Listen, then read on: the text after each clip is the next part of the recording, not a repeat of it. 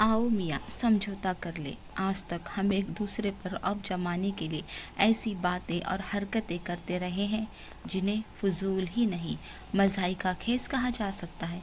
लेकिन सवाल ये है, आखिर हम कब तक एक दूसरे को महज मरऊब करने के लिए अपनी हैसियत से ज़्यादा खर्च करते रहेंगे या झूठ बोलकर अपनी आकीबत खराब करेंगे?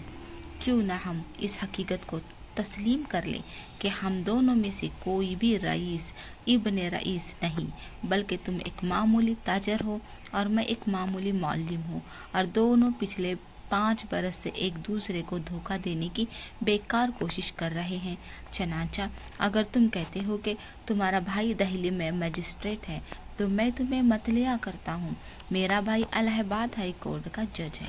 हालांकि हकीकत ये है कि तुम्हारा भाई किसी मजिस्ट्रेट का चपरासी है और मेरा कोई भाई है ही नहीं, क्योंकि मैं अपने वालिदैन का इकलौता बेटा हूँ। 2 साल हुए। तुमने कहा था मैं बीवी और बच्चों के साथ किसी सेहत अफराज मकाम गालिबन नैनीताल जा रहा हूँ, और मैंने तुम्हें बताया था मैं भी मा अहले अयाल ऑटोकामेंट जा रहा हूँ। लेकिन तुम नैनीताल गए और न मैं आउट ऑफ कमेंट। तुमने वहाँ न जाने का ये बहाना ढूंढा कि एक लख्त तुम्हारी बीवी की तबीयत खराब हो गई और डॉक्टर ने उसे घर पर मुकम्मल आराम करने के लिए कहा है।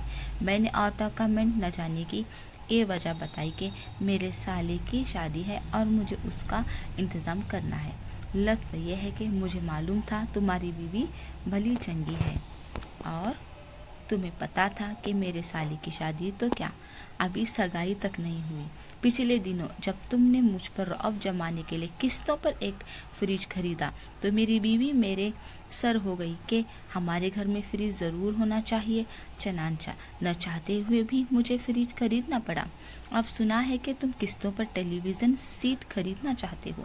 खुदा के लिए ऐसा न करना, वरना मैं तबाह हो जाऊंगा। फ्रिज की किस्त भी बड़ी मुश्किल से अदा करता हूँ, और अगर टेलीविज़न की किस्त भी अदा करनी पड़ी तो मेरा तो दिवाला ही पड़ जाएगा। मैं जानता हूँ कम व बेश तुम्हारा भी यही हाल है। यानी बकौले शायर, तुम मुस्कुरा रहे हो, मगर जानता हूँ मैं बेहतर तुम्हारा हाल नहीं मेरे हाल से। ये दूसरी बात है कि तुम खुले बंदो कभी इस बात का एतराफ़ नहीं करोगे कि हम दोनों एक ही नाव में सवार हैं।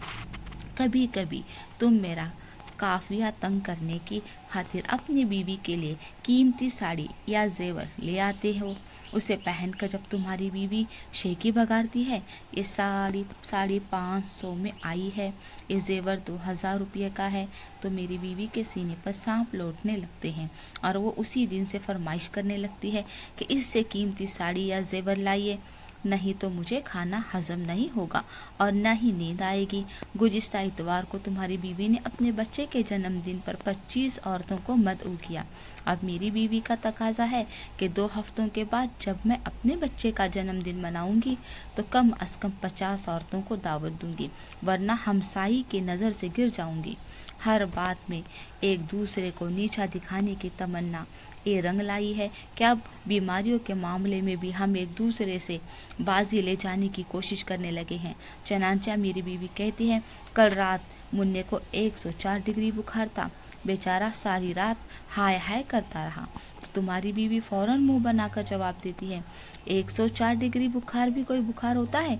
3 दिन हुए हमारी बड़ी मुन्नी बीमार पड़ गई, थर्मामीटर लगाया तो मालूम हुआ 106 डिग्री बुखार है। वो 6 घंटे बेहोश पड़ी रही, लेकिन मैं ज़रा भी नहीं घबराई। डॉक्टर तक को फ़ोन नहीं किया, सोचा बुखार ही तो है, खुद ब खुद उतर जाएगा। एक दिन तुम्हारी बीवी और मेरी बीवी इस मौजू पर बहस कर रही थी कि सोते वक्त तुम ज़्यादा ज़ोर से खराटे लेते हो या मैं। तुम्हारी बीवी कह रही थी वो जब खराटे लेते हैं तो उनके खर्राटों की आवाज़ एक फरांग से सुनी जा सकती है। मेरी बीवी इसे बता रही थी, हमारे साहब जब खराटे लेते हैं तो उनके खराटों की आवाज़ सोल हस्पताल में सुनाई देती है।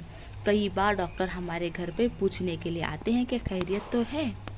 हमारी बीवियों की देखा देखी हमारे बच्चे भी लाफजनी की आदत का शिकार हो गए हैं। अगर तुम्हारा बच्चा कहता है मुझे हर रोज़ 2 रुपये जेब खर्च के लिए मिलते हैं, तो मेरा बच्चा इसका मजाक उड़ाते हुए जवाब देता है, ओह صرف 2 روپے؟ ہمیں تو ہر روز 5 روپے ملتے ہیں۔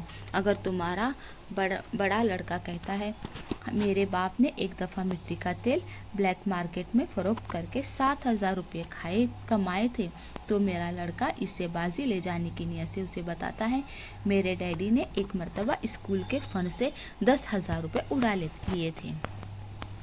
صورتحال اتنی نازک ہو گئی ہے کہ ڈر لگتا ہے کہ کسی دن ہم دونوں اپنے بچوں یا بیویوں کے بیانات کی بنا پر گرفتار نہ کر لیے جائیں۔ اس لیے آؤ آج سے سمجھوتا کر لیں کہ آئندہ نہ ہم اور نہ ہماری بیویاں اور نہ بچے ایک دوسرے پر رعب ڈالنے کی کوشش کریں گے، بلکہ بڑی شرافت کے ساتھ تسلیم کر لیں گے کہ ہم دونوں معمولی حیثیت کے آدمی ہیں، اور اگر ہم یہ سمجھتے ہیں کہ ہم رئیس ہیں تو ایک دوسرے کو نہیں صرف اپنے کو دھوکہ دیتے رہے ہیں۔ معانی و ارشادات: رئیس ابن رئیس، مالدار باپ کا مالدار بیٹا، خاندانی امیر۔ مجسٹریٹ، جج۔ ایک لخت، اچانک سر ہو جانا، ضد کرنا، دیوالیہ پڑ جانا، برا نقصان ہونا، کھلے بندوں سب کے سامنے ظاہر میں ایک ہی ناؤ میں سوار ہونا، ایک جیسے مسئلے کا شکار ہونا، قافیہ تنگ کرنا، پریشان کرنا، سینے پر سانپ لوٹنا، حسد کے مارے بے چین ہونا، نیچا دکھانا، بے عزت کرنا، رنگ لانا، ظاہر ہونا، نتیجہ سامنے آنا، لاف زنی کرنا، ڈینگے مارنا۔